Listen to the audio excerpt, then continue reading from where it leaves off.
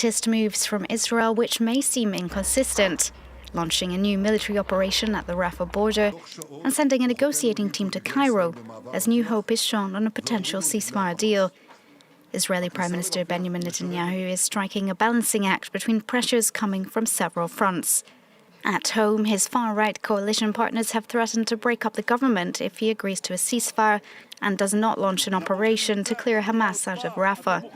He also faces pressure from hostages' families and from some 30% of Israelis who are calling on him to stop the war.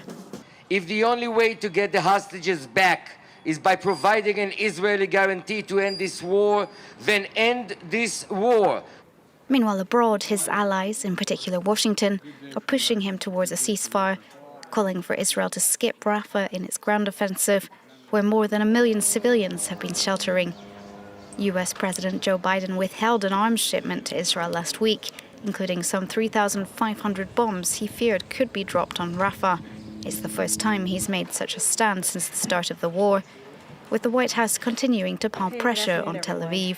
We have been very clear from here about our concerns about a major operation. Certainly, we will continue to speak out. This after Netanyahu sent a message to allies during his Holocaust memorial speech at the beginning of the week.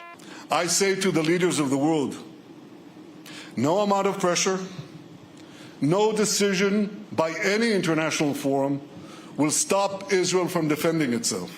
If Israel is forced to stand alone, Israel will stand alone. It's within this context that the Prime Minister has strategically launched a ground incursion on the Rafah border with Egypt, but not the city itself, and dispatched a low-level negotiation delegation to Cairo. A seeming pair of compromises aimed at keeping all parties at bay as the stakes grow higher.